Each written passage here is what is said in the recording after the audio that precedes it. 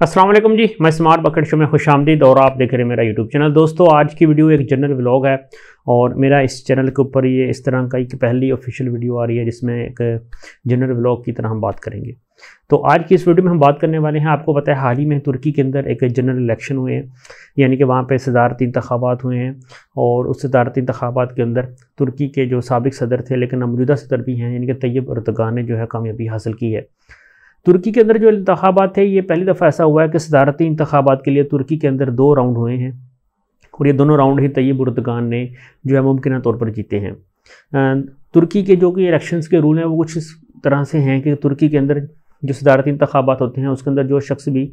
सदर मुंतखब होता है उसको कम से बेश 50% वोट लेना ज़रूरी होते हैं। अगर उसके 50% से वोट कम हो तो मुमकिन तौर पर जो शख्स सबसे ज़्यादा वोट लेता है वो तुर्की का सदर मुंतखब हो जाता है। तुर्की के अंदर पहला जो इलेक्शन का राउंड हुआ उसके अंदर तैयब एर्दोगान ने तकरीबन 49.52% वोट हासिल किए थे। उनके जो मध्य मुकाबले थे कमाल गलीच, उन्होंने जो है 44% वोट हासिल किए थे और एक आज़ाद उम्मीदवार ने जो है 5% वोट हासिल किए थे। और ये तुर्की की तारीख में पहली मरतबा ऐसा हो रहा है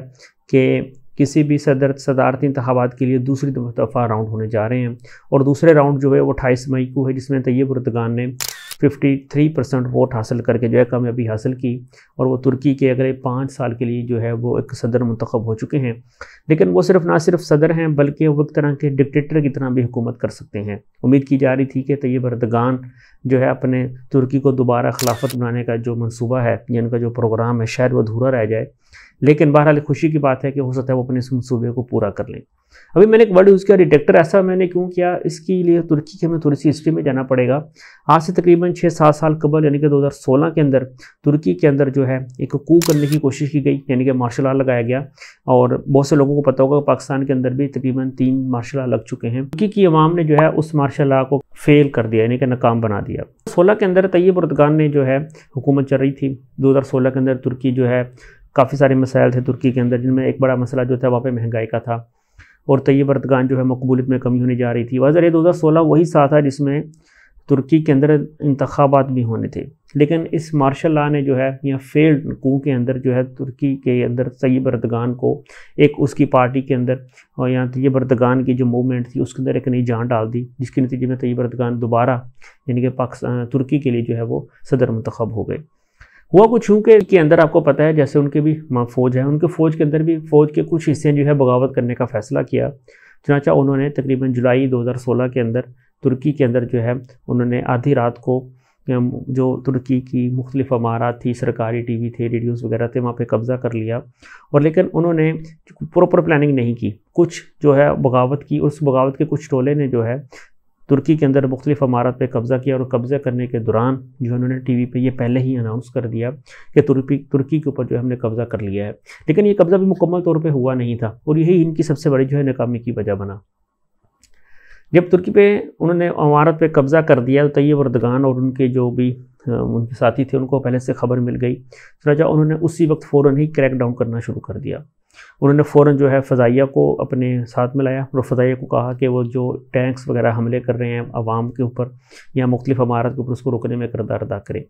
ये बात जो है उनकी जो आर्मी थी या जो कू करने वाले अफराद थे, बगावती टोला था, उन्होंने इस बात के बारे में नहीं सोचा था कि फ़ज़ाइया को भी एतमाद में लेना है। चुनांचे फ़ज़ाइया को तो उन्होंने एतमाद में लिया, जिसके नतीजे में जो है ये कू जो है पूरी तरह नाकाम हो गया।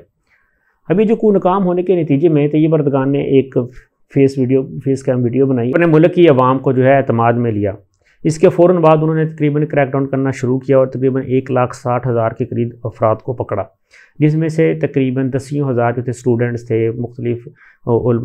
जो है पार्टी के रहनुमा थे, कारकुन थे। इसके अलावा तकरीबन 2700 जजेस को जो है उन्होंने उसके ख़िलाफ़ मुकदमा दर्ज किए, उनको गिरफ़्तार किया। उसके अलावा तकरीबन उन्होंने काफ़ी सारे जो है फ़ौजी अफसरान 10,000 के करीब फ़ौजी अफसरान को जो है उन्होंने गिरफ़्तार भी किया और उनके खिलाफ़ मुकदमे करना शुरू किए। ये तादाद कुल तकरीबन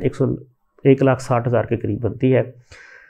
इस नतीजे में जो तैयब एर्दोगान के जो कहा जाता है ये जो बगावत हुई, ये तैयब एर्दोगान के एक मुखालिफ फ़तेह गुल जो कि अमेरिका में मौजूद थे, उन्होंने बगावत की और ये भी इल्ज़ाम लगाया जाता है कि उन्होंने ही तैयब एर्दोगान के ख़िलाफ़ इस बगावत के लिए उस फ़ौज के मखसूस टोले को अपने खिलाफ उकताया। लेकिन तैयब एर्दोगान उस वक्त तुर्की की अवाम ने और तैयब एर्दोगान की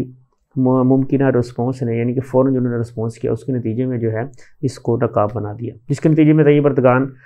के पास एक जवाज़ बन गया कि वो अपने मुल्क के अंदर सदारती इंतखाबात करा सकें।